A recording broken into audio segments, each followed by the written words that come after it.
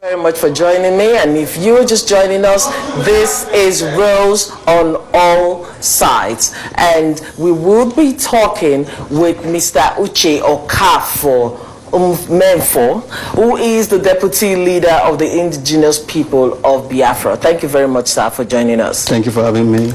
There's a way that you and your members actually move. You guys move big, because downstairs in our premises there are quite a number of members, a large, members of your group downstairs. Yes, because that is what made us who we are. We are bold, we are courageous, and we know what we are looking for.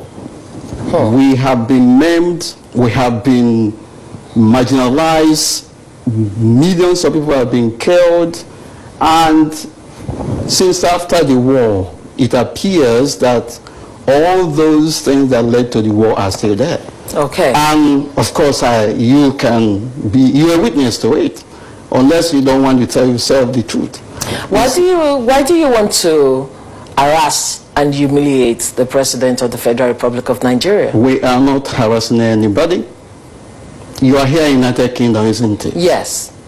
You know about picketing, isn't it? Very well. Boris Johnson was recently picketed. Oh, yes. Before then, John Major, the former British Prime Minister. But this is actually alien to us to a large extent. Okay, so that is why Nigeria is backward. Nigeria is several years behind civilization. And that is why when people are talking about, why are you throwing eggs and all that, the whole world is laughing at Nigeria and Nigerian politicians. And by the way, let me just put it this way. The entire existence of Nigeria, phantom existence of Nigeria is questioned. IPOB, indigenous people of Biafra, are questioning the legitimacy of the contraption called Nigeria. And so anybody making all manner of arguments are not getting it, because there was never a time when the so-called ethnic nationalities that are lumped together in that contraption called Nigeria today came together and signed any document and agreed to be one country, one nation. Nigeria is a case of fraud put together by Lord Lugard, and the British colonial administrators. And so, putting people who have divergent, antithetical, hostile values together, and the result today is what you are seeing. The center can no longer hold, unless we don't want to tell ourselves the truth. Let us face it, if the government of Nigeria has not marginalized you people or your people like you claim, there won't be any need for seeking autonomy. Well, let me set the tone here. You know about Biafra Nigeria war? Of course. Right. And you know that millions of people were massacred. And after the war in 1970, there was the promise of the 3 hours program of reconciliation, rehabilitation, and reintegration. And all those things are just textbook theories and experimentation. It has never come to pass. Let me not bug anybody with Nigerian history, because we have gone too far. We have gone beyond that, because this is just a waste of time. Indigenous people of Biafra, led by Mazi and the deputy too, is seeking for ultimate restoration of the land of Biafra, because our people are still being used as guinea pig experiments in that contraption called Nigeria. And in the first place, Nigeria is a contraption. It is an illegal entity that has been a clean field. Was there no better way you could talk to the federal government about it, or maybe you could go to the United Nations instead of the activities that you're carrying out? Because quite a number of Nigerians are frowning at it. Right, they can frown all they like. What we are doing is civil disobedience. We have not carried Have you seen any IPOB family member carrying AK-47, carrying rocket propelled launcher, unlike Fulani headsmen? Have you questioned Fulani headsmen? What have you to say to Fulani headsmen that have official state sponsorship? The federal government of that contraption called Nigeria, the cabal in Asawok, yes, are effectively supporting and arming Fulani headsmen. Okay. Have you ever seen any Fulani headsman that has been taken to court and jailed? What you have seen in recent past is where, if you see Fulani headsmen rampaging, destroying farms, villages, the locals, when they raise their voices, the police will come and make even the victims, who are the locals, the perpetrators, and release Fulani headsmen. Evidence are bound. Okay. And the question we're asking is, for how long will this impunity continue? And Nigerians, especially the politicians and the vulnerable masses, are just going about their normal business as if nothing is happening. Okay, we cannot continue like this. The politicians from Biafra land are also responsible for what is going on now, because they have been subservient to the Fulani Caliphate, selling the collective interests of our people for their own selfish aim. You think they do not believe in we the have engaged them. They are not doing enough. Is that the reason the former deputy president was physically assaulted in Germany? When you talk about physical assault, maybe you have to define it and explain it. IPOB family members are embarking on civil protests, and which have been part and parcel of the way we go about sensitizing the whole international community. We picketed the politician that came in Germany, or to Germany in Nuremberg, to come and eat New Yam Festival. Yes. And I ask you, do you grow yam in United Kingdom? Do you grow yam in Germany? No. Okay, so New Yam Festival is celebrated and observed in Biafra land, and especially in the upland part of Biafra land, the Igbo land, and in some other places. That wasn't organized to law him out or law out any politician. Sorry? Like this is usual. We hear about occasions or events like this, that the Igbo nation, which we know that they are a culturally inclined people, so they have events like this across. We recently had the Festival of Arts and Culture of the Igbo nation here in the UK. So you have events like this all around. Don't twist it. Don't get it twisted here. We have respect for our culture. Individually, we attend our cultural events, including Iriji Festival. But we take exception where politicians who have been responsible for the misery that our people are passing through are attending such events. Most of them have their families abroad. Yes. They train their children abroad. They have their wives abroad. They loot public funds and buy properties abroad. Well, while back home, yes, they continue to truncate the future of the younger generation. You talked about the definition of physically assaulting. That is physically assaulting him. His clothes is being pulled off him, is being hit, and eggs being thrown on him. Nobody physically assaulted anybody. Nobody. How about the AK-47 that were being used to shoot IPOB family members? Yes. How about armored tankers that they are using to kill IPOB family members? Do you know what? Because how about the Nigerian army that have been invading, killing, maiming, destroying?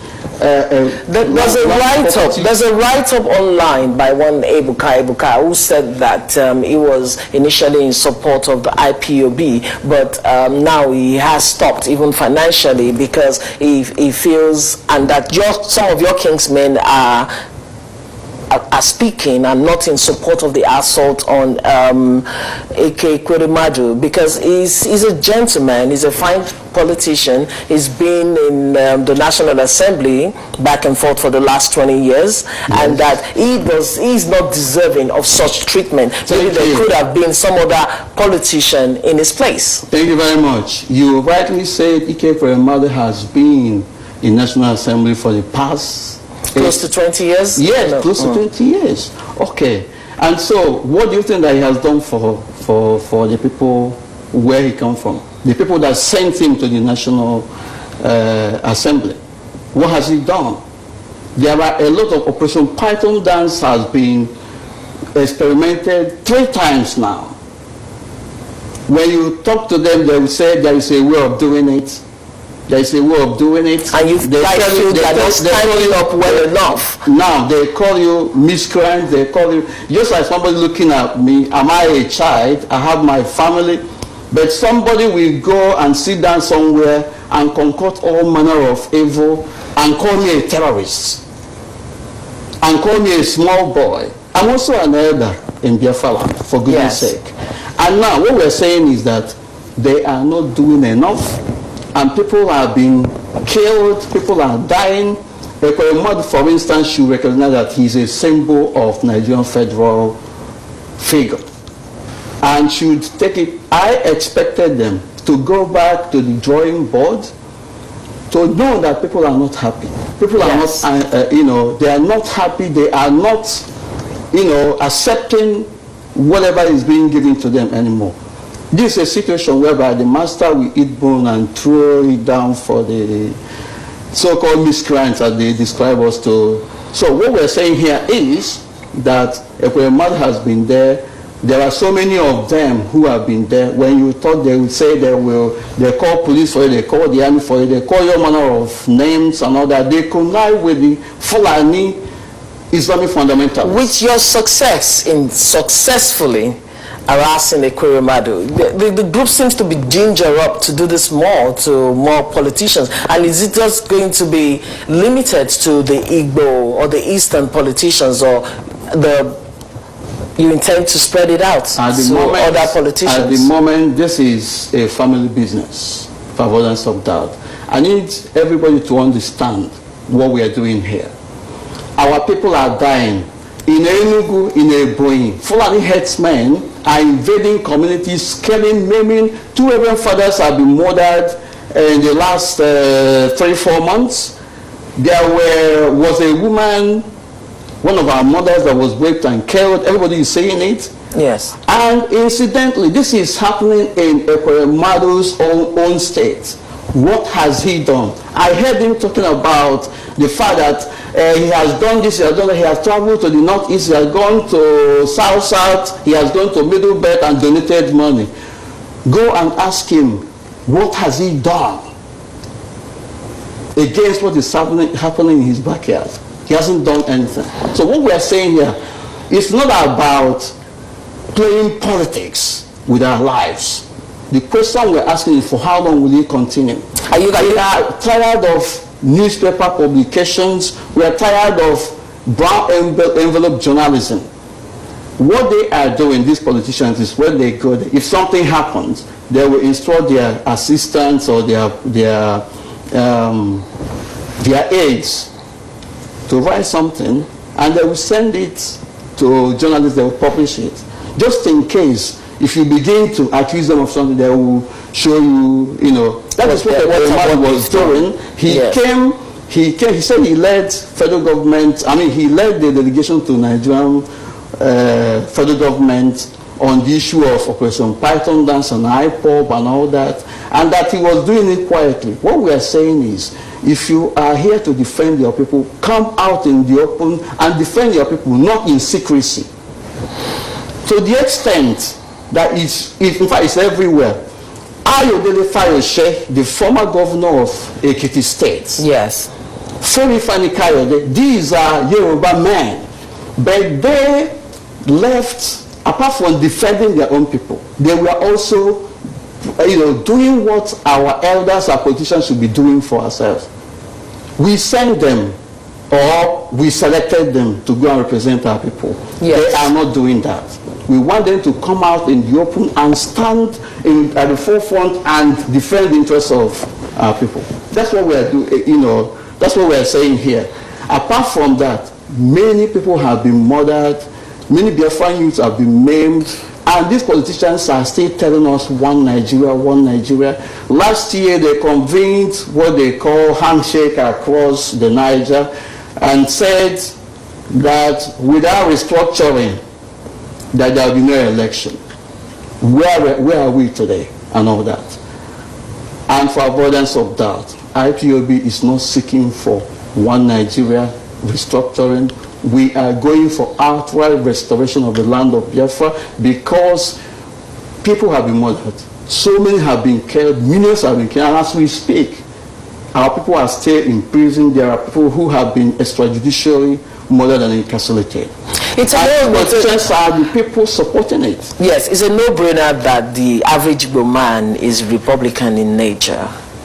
But I really just want to know, is everyone in on this? Both the elders, the youths, the entirety of the Igbo people, are they in and fully behind Mazi Nnamdi Kanu for, the autonomy of the Igbo land?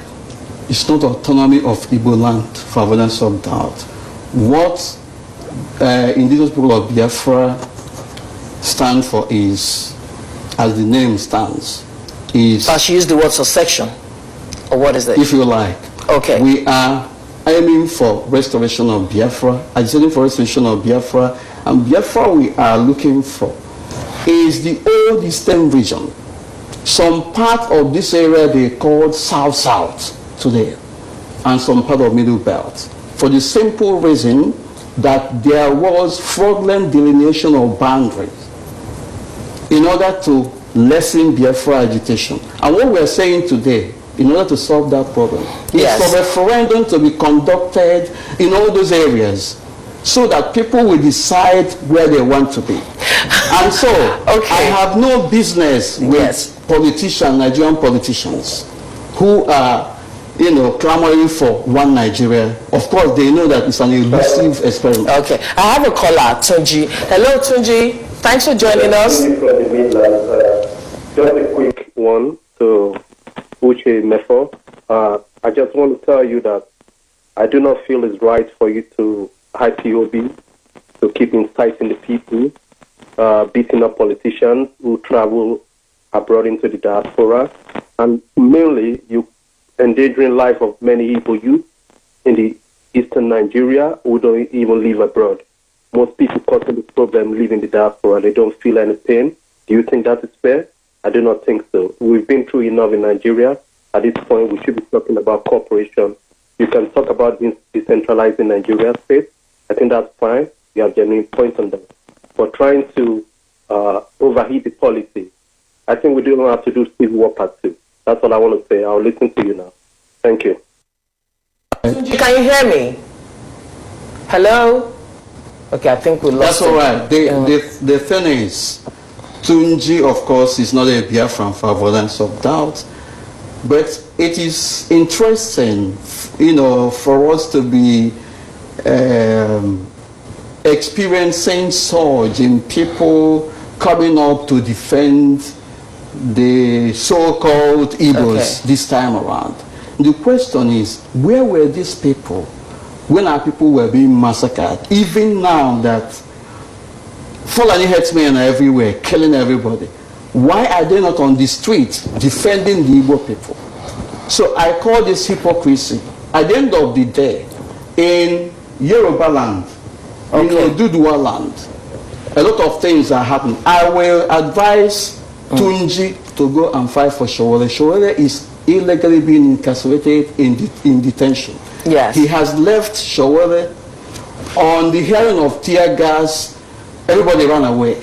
Of course. Okay, so I don't think that he has that legitimacy to be advising me or indigenous people of Biafra on what to do with our own people. Okay. And we have said that this is a family business. avoidance of doubt. Noted. Okay, we're going to show a clip, the clip that, of course, have gone viral of members of Ipob outside the ambassador's residence in Japan. And when we come back, we'll have Dr. Don Pedro Basaki back on set with the deputy leader of Ipob. So we just want to have discussion with this Nigerian embassy, ambassador house, see where he's living, mansion with our money. This way he's living. So we are trying to get things right. Can see protection everywhere, police everywhere.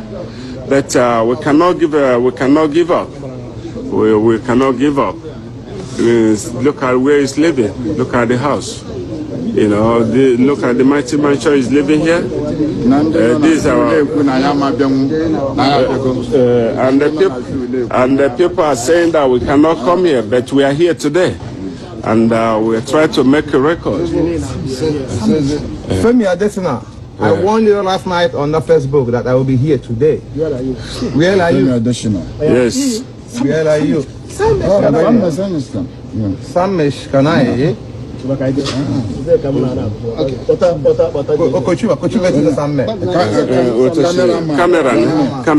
Cameraman. No, that's it. No.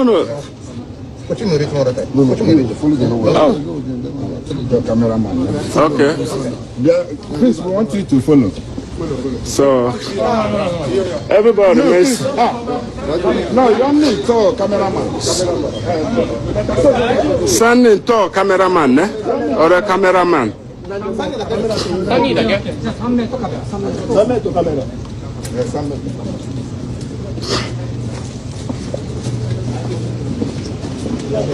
This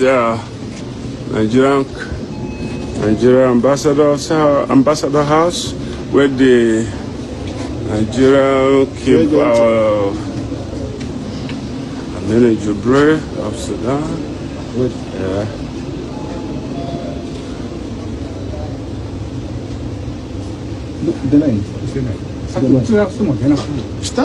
As you can see, we have come to take Jubre out and hand him over to the Japanese police. As you can see, they are here with us. They are here with us. We came to take Jubilee out from here and hand him over to the Japanese police because he's an impostor. They feel that we will not come. We are peace-loving people. And the police, I have to thank them because they are cooperative. Even though we didn't invite them, we didn't call them, but they have to be here. Just to show us that they are... Okay, so really, I want you to tell me, why do you think President Buhari is not the one that is one Jubril from Sudan that you keep calling him? Why are you saying he's an impostor? Why should somebody say that I'm a terrorist? Why should people say that myself and so many other innocent Biafran youths are terrorists? And everybody is jubilating. And probably, I don't know the school of thought you belong to. Yes. Everybody is jubilating. And for years, people's image are being dented and all that. And so, I don't see any reason why anybody will ask me whether this man is Buhari or Jibril. We have made our case. We have provided... No, because you keep going on with it, and I'll tell you this. Let me tell you this. Just a minute. No, I'll tell you this. Because in the letter that Mazi Nnamdi Kanu wrote to the government of Japan, he said Buhari died in January 2017, and he was buried in Saudi Arabia, and that the man we have today is Jubril al-Sudan from Sudan. And you know, a lot of people seem to have run away with this, that President Muhammadu Buhari is an impostor. Is this a gimmick? Is it a game for, you know, or you're serious about it and then you have evidence to support this? Do you think that it's a gimmick? That is number one. The second aspect of it is that incontrovertible evidence have been provided. It is everywhere online. It is now, the onus is on whoever is Buhari or Aminu al-Sudani or his aides, the cabals in Asarok, to come out and disprove it. Have they done that?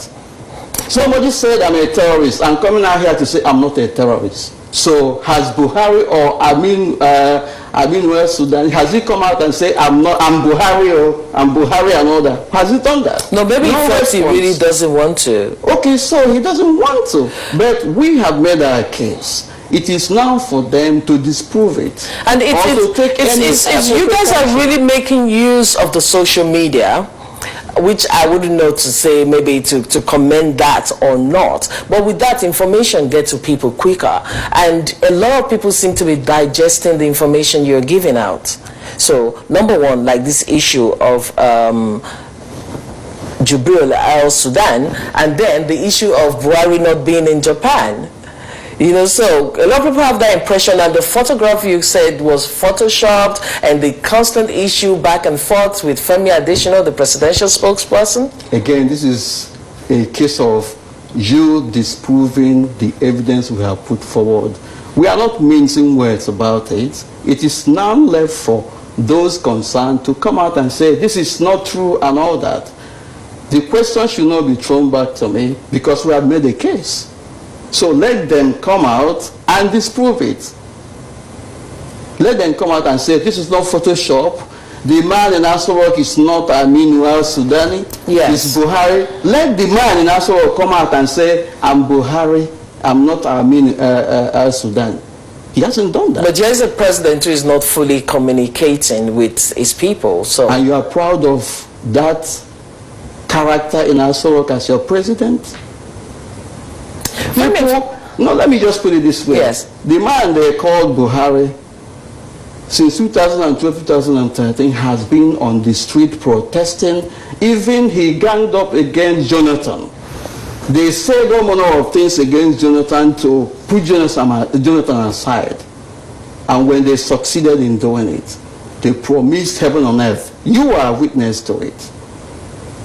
And all of a sudden, the once vocal president became very deaf and dumb. He doesn't talk anymore, even to talk to the citizens that the so-called citizens, the electorate that fraudulently put him there because he didn't win an election. He cannot talk. Let him come out in the open. We have challenged him. Come out and speak to your people. He cannot do that. Yes. People are now doing all those things for him. Now, the man, the person who is in charge of Asarok is Bakari or whatever he calls it, that he told the ministers, if you want to, he can't get to me directly. If you want to get to me, go to him, the chief of staff and all that. You see how modern governance is run? You elected somebody, the person has not been able to confidently face the electorate and talk to them. People are dying, he kept quiet. They are wreaking havoc. Fulani headsmen are everywhere. And they are supporting them. One of the certain excuses given by these people from the presidency was that Fulani headsmen are, they are defending themselves. And they are not Nigerians? And then Nigerians, and they are not Nigerians. They are not Nigerians, and then you allow them. Where did they get AK-47 and other sophisticated weapons of warfare they are using to maim and destroy lives? And the so-called Nigerian politicians, including those from BIAFRA land, are keeping quiet about it. And you want me to keep quiet? You want other people to keep quiet?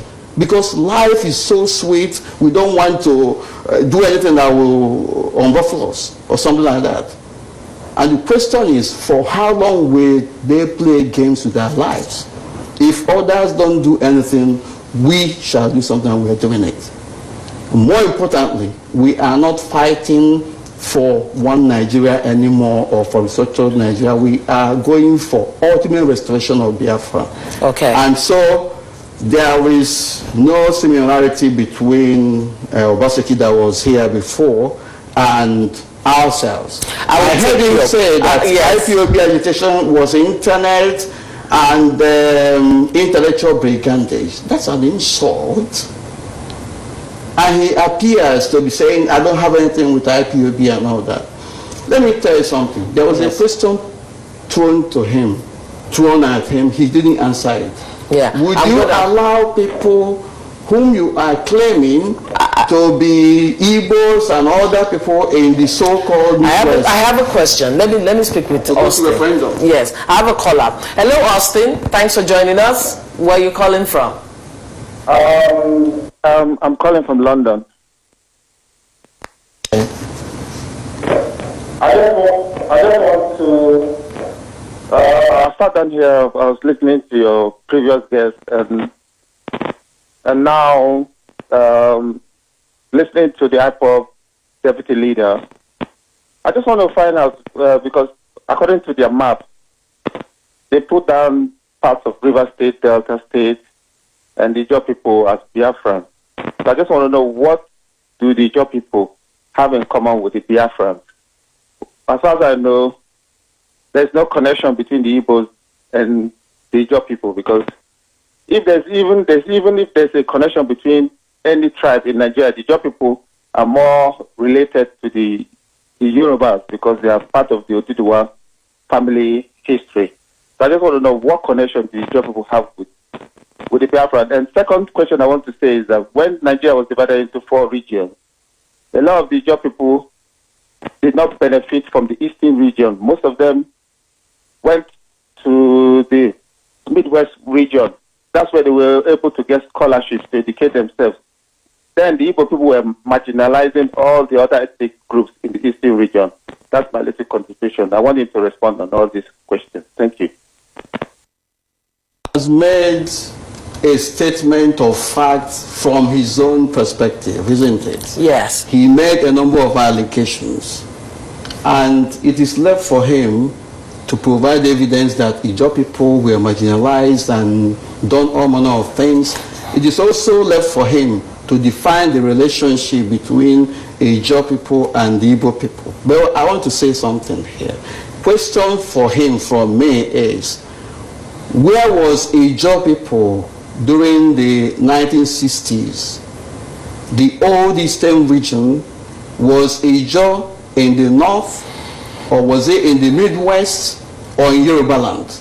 If you can answer that question, then I will be very much generous to provide further information. Now let me also repeat what I'm saying here, what we have said.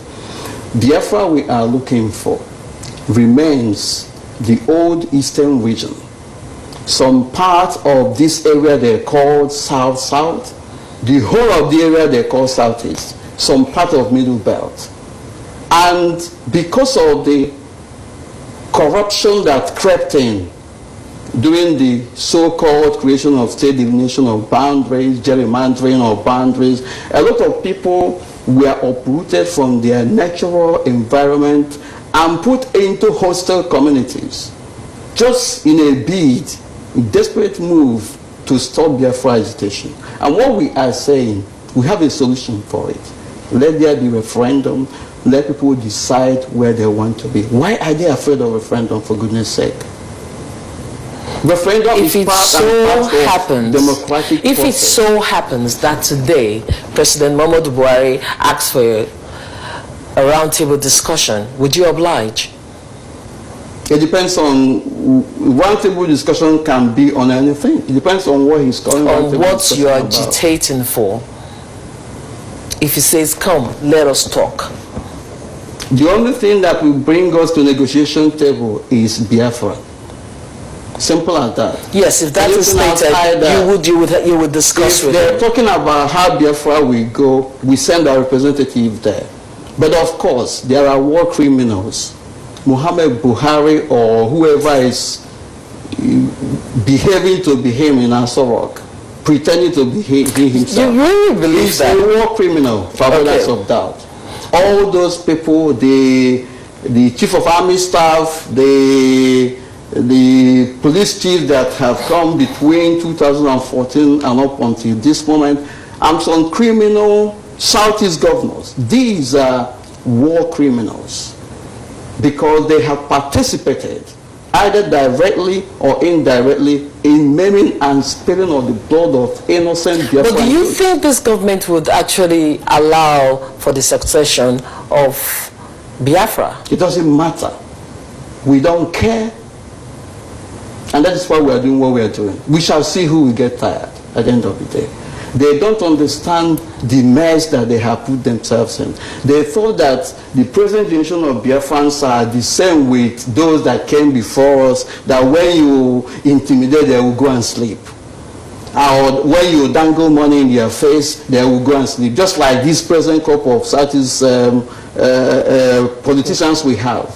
When Fulani, Arewa, yes, consultative forum contacts them, what can you do to stop Ipob? People are going for contract from our place to stop Ipob, to go and collect money and then give information on whereabouts of IPOB members. These politicians cannot deny it. They are privy to all the python dances that have been conducted in Biafra land to kill, to maim, to destroy Biafran youths. Meanwhile, their children are abroad. They are preparing the future for them and destroying the future of those who are home. That is selfishness. And we are saying that it will not continue. What would make you remain a part of Nigeria? Nothing. It is too late. So much blood has been shed. We are going for Biafra. It doesn't matter how long it takes. They may say restructuring, we go back to the regional system. It is taking us closer to Biafra. At the end of the day, it is an abomination. It will be an injustice too many for us to abandon this cause, because many have died because of the name Biafra. And in this present dispensation, many IPOB family members came out and they vowed to fight for Biafra. And in the process, they were mowed down. We cannot abandon them. Our loyalty is 100% where they are. Are you bothered? And no matter how long it takes, Biafra shall be restored. Are you bothered about the backlash you've been receiving? What kind of backlash? About giving the country a bad image abroad by your activities being unruly? By wanting to embarrass the president? Embarrass the president? Is protest, civil protests, a crime? You need to ask yourself, if it is a crime, most of us would have been arrested. It is only in Nigeria that this mentality is reigning supreme. When you challenge a so-called elder who is obviously fraudulently deceiving people, they will say you are insulting and all that. I have given you an example. There are so many politicians, including an Ukrainian politician, a number of them, they were thrown into dustbin. Yes. Zimbabweans chased one of their political figures on the streets of London. There are so many. So why is this problem with Nigeria and Nigerians? Okay. Why that mentality? Let us speak with Paul. Hello, Paul. Thanks for calling us. Let's have your contribution. First and foremost, thank the deputy leader of Ipob for some explanations. But I just wanted to say whether Ipob believes in democracy. Of course, that is why we are calling for referendum. Referendum is not come with a fiat or by fiat. That is why they said Nigeria and Nigerians say that they are democracy. Yes. And so we want to follow democratic process. And we are calling for referendum. And they are saying, no, it is treason. So who is fooling who, for goodness sake? Okay, one thing that many people have commended Ipob for is the fact that now we can get most Nigerian politicians to sit at home instead of coming abroad to spend the country's money, living lavishly. And of course, a lot of them come over here and across the world for health tourism, whereby our hospitals are in dilapidated states back home. Nigerians are dying you know, every day from lack of proper health care. So with the treatment of Ekweremadu and with the constant videos that have gone viral that any politician that is being caught abroad will be severely dealt with. So we see like there's been some caution there from Nigerian politicians. But the Minister for Aviation, am I correct? Oh my goodness, the father, Rotimi Amechi, he has said that, who are you guys threatening? That he can travel whenever he wants to. He was in a train going to River State. Let him come to Geneva. His name is Chibika Amechi, isn't it?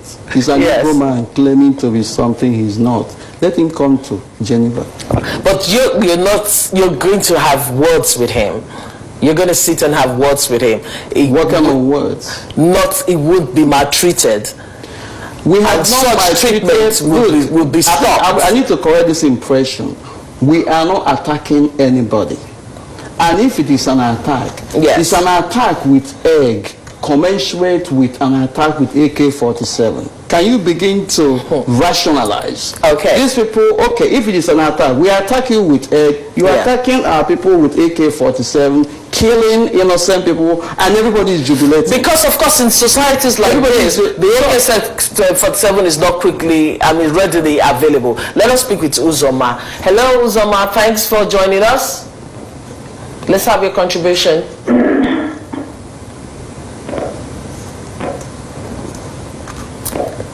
Hello, Uzoma. Hello. Yes. Hello, yes, Uzoma Marco.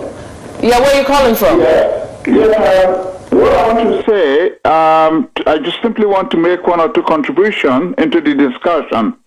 As it is, the world knows what is happening in Biafra land. That is to say, the former eastern part of Nigeria. We must bear in mind that Nigeria was created by Britain. There were three nations that were involved to start with. We have the Arewas to the north, the Oduduwas to the west, and the Biafrans to the east.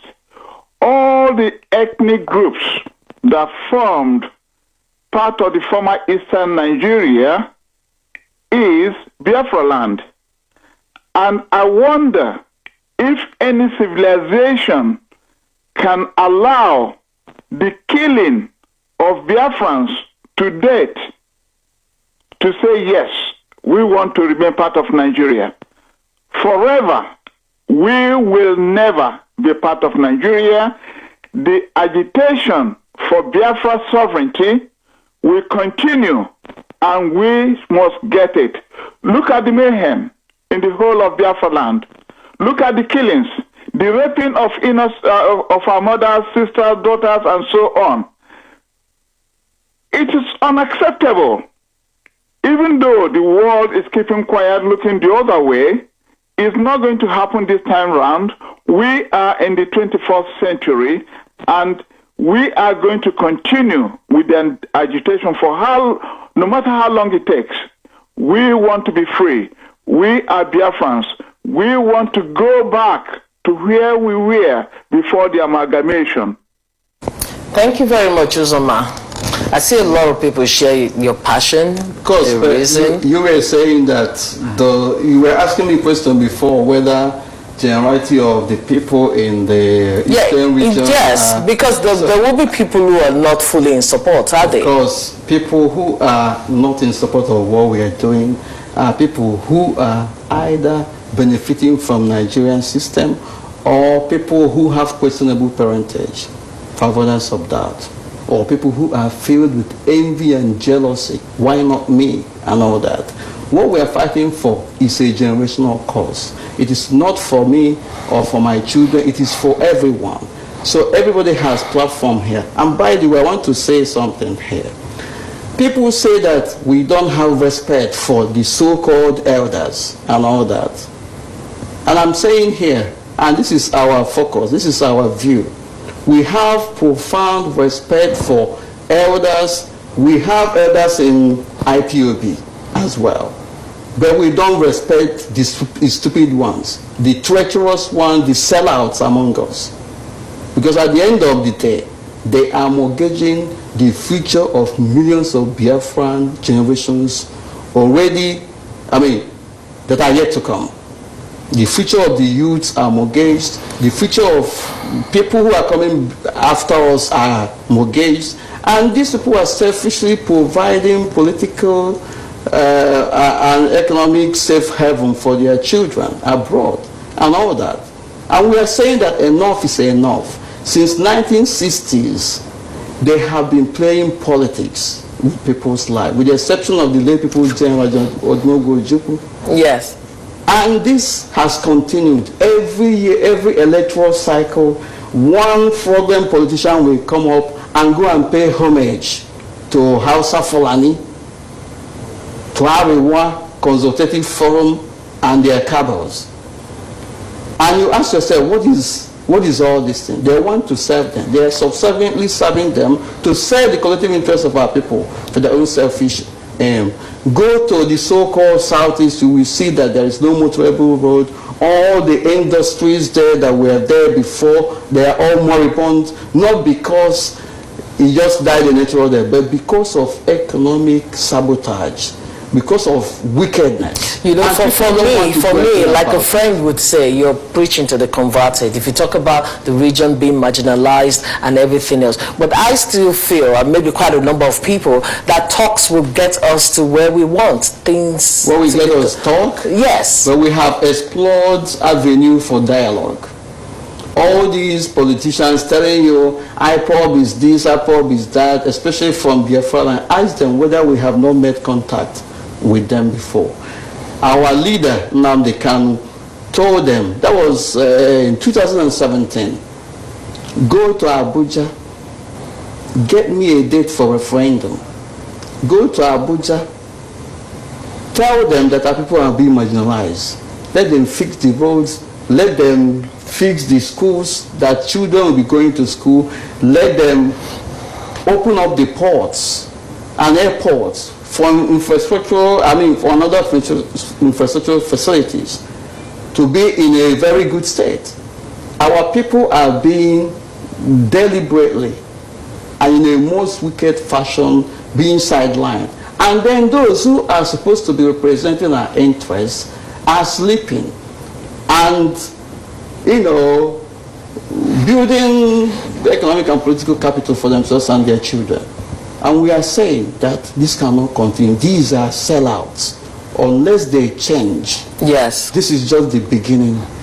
Okay, now I want to take you on, because you said you wanted to talk about it also, and we wonder why Don Pedro Obaseki left before this conversation ended, because he had promised that he was going to be part of this discussion, because he was talking about the map carved, and the Biafra map carved, and that Delta and Edo State is part of it, and you're saying you're going back to the old map when the regions were separated and brought together. We know that Edo Delta was part of the eastern region, and if these other two states say they don't want to be part of it, what happens? So that is why the only way to resolve all those problems is referendum. We are not forcing anybody, but we are restoring Biafra the way it was before, because that was our inheritance wrongly robbed us.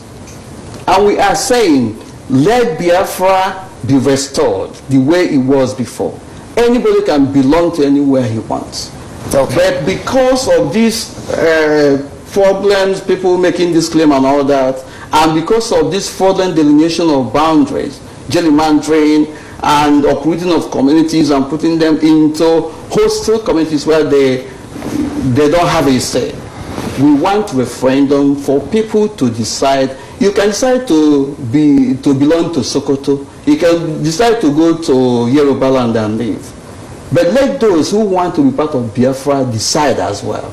Okay. Why are they afraid of it? Okay. It is a democratic process. Okay then. Thank you very much for speaking with me. Thank you. And then we hope we'll have you on, because this issue seems to be on the front burner of every news platform. around the country, Nigeria, and of course on blogs. So thank you very much for joining me.